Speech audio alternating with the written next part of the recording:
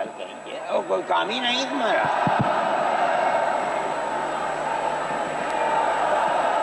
بسم اللہ الرحمن الرحیم. الحمد للہ نحمده ونستعینه ونستغفره ونؤمن به ونتوکل علیہ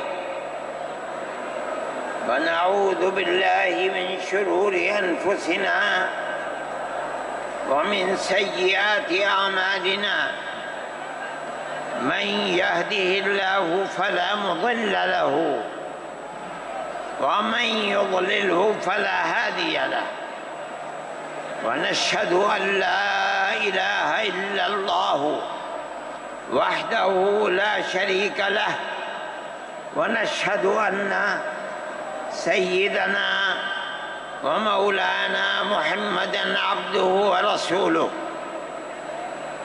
أما بعد، مسلم پرسنل لا بورڈ کے صدر محترم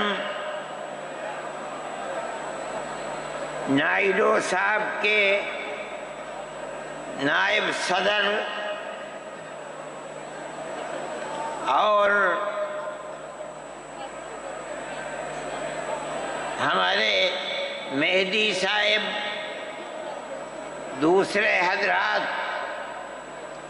جو یہاں بیٹھے ہوئے ہیں، اور یہ جمع غفیر لاکھوں آدمی جو آئے ہیں جمعیت علماء کی دعوت پر، میں جمعیت علماء کے ان ورکرز اور آئے ہوئے مہمانوں کا دل کی گہرائیوں سے شکریہ ادا کرتا ہوں. جن لوگوں نے جمعیت علماء ہند کی دعوت پر اپنے احباب کو جمع کیا اور اپنے خرچ سے جمعیت علماء کا ایک پیسہ کیا پھوٹی کوڑی بھی نہیں لگی، آپ ہی لوگ کروڑوں روپیہ خرچ کر کے اپنی بسوں کا خود ہی انتظام کر کے یہاں تشریف لائے دعوت پر اور آ کر بیٹھے. جمعیت علماء ہند کے خدام کے دل میں اس کی بڑی قدر ہے. اللہ آپ حضرات کو اس کا بہتر بدلہ عطا فرمائے. میرے محترم بزرگوں، آج ہی کا مسئلہ یہ نہیں ہے. جمعیت علماء ہند کی ایک تاریخ ہے، اور ایسی تاریخ ہے اپنے اس ملک کے لیے جو کسی دوسری ہندو مسلم پارٹی کے پاس نہیں ہے. علماء نے اس ملک کی آزادی کے لیے اگر آپ ان کی تاریخ کو پڑھیں گے تو آپ کو اندازہ ہوگا کہ ان کی اس ملک کی آزادی کے لیے قربانیاں 150 سالہ قربانیاں ہیں. کوئی اس ملک کے اندر ہندو مسلم ایسی پارٹی نہیں ہے جس کی تاریخ ایسی قربانیوں کی تاریخ ہو. حضرت شاہ عبدالعزیز صاحب محدث دہلوی نے 1803 میں آواز بلند کی تھی کہ ہمارا ملک غلام ہو گیا، اس غلام ملک کو آزاد کرانا اس ملک میں بسنے والے ہر مسلمان اور ہر شخص کا فرض ہے. کوئی مائی کا لال نہیں تھا جو انگریز کی طاقت کے سامنے آزادی ملک کا نعرہ بلند کر سکتا. ایک مسلمان عالم دین نے اسی دلی کے اندر اس نعرے کو بلند کیا، اس کی جائیداد قرق کر لی گئی، اس کے مدرسے کو دفن کر دیا گیا، اس کو دلی بدر کر دیا گیا۔ لیکن یہ مسلمان ایسے نہیں تھے جو کسی ملک کے پیسے یا اس کی سطوت اور اس کی طاقت کے سامنے سر جھکا دیتے۔ جو انہوں نے اپنا موقف اختیار کیا تھا پتھر کی چٹان کی طرح، اسی طرح اس موقف کے اوپر کھڑے رہے۔ سب سے پہلا جہاد سن 1932 کے اندر ہوا، ہندوستانی لوگ تو جانتے بھی نہیں، اور اس کے اندر لوگ مر گئے، ختم ہو گئے۔ شاہ عبدالعزیز صاحب کے رشتے کے، ان کے قریب، ان کے اولاد میں شاہ اسماعیل شہید اور رائے بریلی کے شاہ احمد شہید، دونوں کے دونوں ختم ہو گئے، شہید ہو گئے بالا کوٹ کے میدان میں۔ لیکن پیچھے نہیں ہٹے۔ وہ لوگ جو بچ کر آئے تھے سن 1857 میں پھر جہاد کر دیا، اور اس کے اندر صرف اسی دلی کے اندر 33,000 مسلمان شہید کیے گئے، اور لال قلعے سے لے کر جامع مسجد تک درختوں کے اوپر ان کی لاشوں کو لٹکا دیا گیا۔ یہ مسلمان کی تاریخ ہے، علماء کی تاریخ ہے۔ بتائیں کون ہے جس کی زندگی کے اندر یہ تاریخ مل سکتی ہے؟ میں کہتا ہوں، لاکھوں آدمی کے سامنے کہتا ہوں، کوئی مائی کا لال ہے جس نے اس ملک کی اس طرح خدمت کی ہو جس طرح مسلمان علماء نے خدمت کی ہے؟ میرے بھائی، جمعیت علماء انہی مجاہدین کی بنائی ہوئی جماعت ہے۔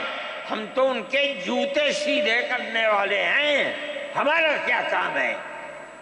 ایک ہی کام ہے کہ انہوں نے جو جمعیت کی بنیاد کے اندر ہندو مسلم اتحاد اور ملک کے ہر بسنے والے کو ایک پیغام دیا تھا پیار و محبت کا، ہم اسی پیغام کو لیے بیٹھے ہوئے ہیں۔ ہمارا کام صرف اتنا ہے۔ دنیا توڑنا چاہتی ہے، حکومتیں برباد کرنا چاہتی ہیں، فرقہ پرست ذہنیت آگ لگانا چاہتی ہے، یہ نعرہ دینا چاہتی ہے کہ ہندو الگ، سکھ الگ، مسلمان الگ۔ ہم کہتے ہیں نہیں، ہندو مسلم سکھ عیسائی بھائی بھائی۔ یہ ہمارا پیغام نہیں ہے، ان بزرگوں کا پیغام ہے جنہوں نے پھانسیوں کے تختوں کو چوما، اپنے اس ملک کے لیے چوما ہے، اس کی آزادی کے لیے چوما ہے۔ اس ملک کے اندر یگانگت اتحاد جس کو آج آگ لگایا جا رہا ہے، ہمارے بزرگوں نے اسی اتحاد کے لیے اپنی قیمتی جانوں کو قربان کیا ہے، اور ان کا مقصد یہ تھا کہ ملک آزاد ہو جائے۔ حکومت ایسی بننی چاہیے جو حکومت سیکولر حکومت ہو، کسی کا حق نہ جائے۔ کانگریس اس لیے نہیں بنی تھی، یہ 1803 کی آواز ہے کہ ملک غلام ہو گیا، جہاد کرنا فرض ہے۔ کانگریس کا تو وجود بھی نہیں تھا۔ کانگریس تو 28 دسمبر 1985 کو بنی ہے، اور اس کا پہلا اجلاس بمبئی کے اندر ہوا ہے۔ آپ لوگ سمجھیں اس کو، کانگریس ملک کو آزاد کرانے کے لیے نہیں بنی تھی۔ کانگریس کی تجویز موجود ہے، وہ کہتے ہیں کہ ہندو مسلم ملک کے بسنے والوں کی اس جنگ و جدال سے دو جہاد سن 32 کا 1857 کا اس جہاد کے نتیجے میں جو برطانیہ کی حکومت اور ہندوستان کی حکومت میں دوری پیدا ہو گئی ہے، کانگریس کا مقصد تھا کہ اس دوری کو ختم کر دیا جائے، ملک کو اپنے گردن سے زنجیر غلامی کی نکال کر توڑ دیا جائے۔ کانگریس کا مقصد نہیں تھا۔ میں آپ سے کہتا ہوں یہ بات ہے اور کانگریس کی تجویز میں موجود ہے، کوئی اس کی تردید نہیں کر سکتا۔ کسی نے حضرت گنگوہی رحمت اللہ علیہ سے پوچھا کہ ایک جماعت بنی ہے جو ہندوؤں نے بنائی ہے انگریز کے ساتھ مل کر، کیا مسلمان اس جماعت میں شریک ہو سکتا ہے؟ حضرت نے فتویٰ دیا اور یہ کہا کہ جس طرح اپنے کاروبار میں ہندو مسلمان شریک ہو سکتا ہے، اسی طرح اس پارٹی کے اندر بھی ہندو مسلمان شریک ہو سکتا ہے، بشرطے کہ دین کو کوئی نقصان نہ پہنچے۔ اس فتوے کا نام ہے نصرت الابرار، جو پرانی مکتبیں ہیں، لائبریریاں ہیں، یہ آج بھی وہاں موجود ہے۔ یہ صرف فتویٰ نہیں ہے، یہ اس لیے ہے کہ یہ اشارہ ہے کہ مسلمانوں کو کانگریس کے ساتھ شریک ہونا چاہیے اور کانگریس کے اس نظریے کو بدلنا چاہیے۔ کانگریس کے اندر مستقل غلامی کی زنجیر کو توڑنے کے لیے اور انگریز کے ساتھ جہاد کرنے کے لیے تیار کرنا چاہیے۔ مسلمان جوق در جوق اس کے اندر شریک ہوئے، کانگریس کے اس نظریے کو بدل دیا اور کانگریس کو ملک کی آزادی کے لیے کھڑا کر دیا۔ یہ مسلمان کا، علماء کا، جمعیت علماء کا کردار ہے۔ کوئی مانے نہ مانے، تاریخ میں لکھی ہوئی چیزیں ہیں، ہم سے پوچھے ہم وہ تاریخ کی لکھی ہوئی چیزیں دیں گے۔ ہماری تاریخ کو مٹا دیا گیا۔ وہ طبقہ جو آج ملک کے اندر اسلام اور مسلمانوں کو دفن کرنا چاہتا ہے، وہ ہماری تاریخ کو دفن کرنے کے اندر کامیاب ہو گیا، مگر ہم کہتے ہیں یہ ہماری تاریخ ہے۔ میرے بھائی، ملک اسی طرح چلتا رہا، جیسے جیسے آزادی قریب آتی رہی، جمعیت علماء ہند وہ تنہا ایک جماعت تھی جو برابر موتی لال نہرو، جواہر لال نہرو، گاندھی جی سے یہ بات کہتی رہی کہ ہمیں ضمانت دو، ہم 143 سال ہیں ہماری زندگی، جہاد کی زندگی، ہمیں یہ ضمانت دو کہ ملک آزاد ہوگا تو اس کا کردار سیکولر کردار ہوگا، دستور سیکولر دستور ہوگا، جس کے اندر ہندو، مسلمان، سکھ، پارسی، عیسائی ہر ایک کو اپنے مذہب کے ساتھ جینے کا حق ہوگا اور حکومت کا کوئی مذہب نہیں ہوگا۔ ہمارے پاس تجویزیں موجود ہیں، برابر ہمیں مفتی کفایت اللہ صاحب جو جمعیت علماء کے اس وقت صدر تھے، نام لے کر ان کے پاس موتی لال نہرو، گاندھی جی، یہ لوگ اپنی ورکنگ کمیٹیوں کی تجاویز بھیجتے ہیں، مفتی صاحب کرم فرما، مفتی صاحب یہ ہے کہ ہمارا ملک جب آزاد ہوگا ہم گارنٹی دیتے ہیں کہ ملک سیکولر ملک ہوگا۔ اس کا کیا مطلب ہے؟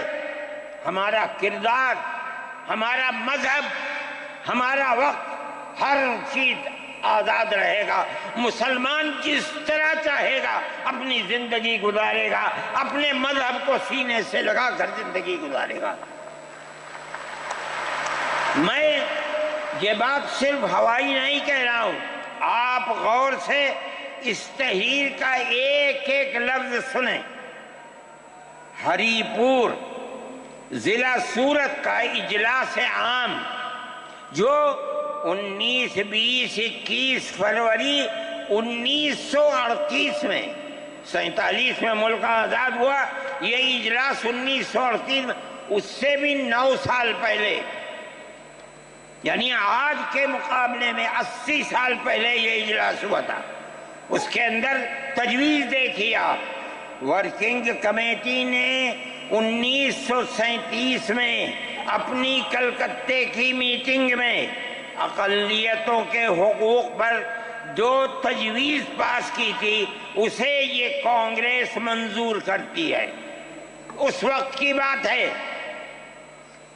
اور نئے سرے سے اعلان کرتی ہے کہ ہندوستان کی اقلیتوں کے تمدنی، مذہبی اور لسانی حقوق کی حفاظت کرنا کانگریس کا پہلا فرض اور بنیادی پالیسی ہے، تاکہ حکومت کی کسی بھی ایسی اسکیم میں جس میں کانگریس شریک ہو، اقلیتوں کو ترقی اور نشو و نما کا زیادہ سے زیادہ موقع مل سکے۔ آپ الفاظ پر غور کیجئے، اور وہ قوم کی سیاسی، اقتصادی اور کلچرل زندگی میں پورا حصہ لے سکے۔ اس کے بعد اس بنیاد پر مسلمانوں کو مطمئن رہنا چاہیے کہ آزاد ہندوستان کی حکومت میں ان کا مذہب، مذہبی فرائض، اذان، نماز، جمعہ، عید، روزہ، حج، زکوٰۃ، مذہبی تبلیغ، مساجد، مقابر، قربانی، مذہبی جلوس، مذہبی جلسے وغیرہ جملہ مذہبی رسوم اور مذہبی ادارے محفوظ ہوں گے، اور اسی طرح ان کی تہذیب و تمدن، ان کے تعلیمی ادارے، خانقاہیں، امام باڑے، عیدگاہیں، تکیے، کربلائیں، آثار قدیمہ، اوقاف وغیرہ سب محفوظ ہوں گے، اور اسی طرح ان کی زبان، ان کی شاعری، رسم الخط وغیرہ سب کے سب آزاد اور محفوظ ہوں گے، کسی پر کوئی رکاوٹ اور قید نہ ہوگی۔ جو میں آپ سے کہہ رہا ہوں، آپ دیکھیے، یو پی کانگریس کا شائع کردہ election board, National Herald press, Lucknow, 1946 کے اندر، شاید 10 فروری میں نے نقل کیا ہے، وہ مٹا ہوا تھا، اس کے اندر یہ بلیٹن شائع ہوا ہے۔ میں کہتا ہوں کہ ہندوستان کی جمعیت علماء کے بار بار کھچوکے لگانے پر وعدہ کرو کہ ملک سیکولر ملک ہے، وہ وعدہ کرتے چلتے ہیں۔ میں آج آپ سے پوچھتا ہوں کہ اس میں سب سے پہلی چیز ہے کہ مسلمانوں کا مذہب اور مذہبی فرائض محفوظ رہیں گے۔ آج میں پوچھتا ہوں، ملک کی آزادی کو 70-80 سال ہو رہے ہیں، بتائیے کیا محفوظ ہے مسلمانوں کا؟ آپ مذہب محفوظ ہے مسلمانوں کا؟ کیا آپ نے مسلمان مذہب کا مسئلہ قرآن و حدیث سے ثابت ہے؟ آپ جو کچھ کر سکتے تھے آپ نے نکاح اور طلاق کے اندر کر دیا، مذہب کہاں محفوظ ہے؟ آپ کی حکومت اتراکھنڈ میں ہے، آپ یکساں سول کوڈ، یعنی کوئی تعلق مسلمان کا مذہب سے نہیں ہوگا، گورنمنٹ جو قائم کرے گی اس کے اوپر مسلمان کو چلنا ہوگا۔ کہاں کا سیکولرزم ہے؟ کیا مسلمان اس پر اطمینان کر سکتا ہے؟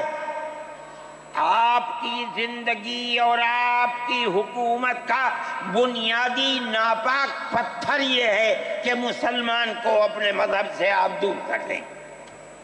کیا آپ اسے قبول کریں گے؟ یہ آج کی حکومت کا یہ مسئلہ ہے۔ مذہبی فرائض کہاں کے آپ زندہ رہ گئے؟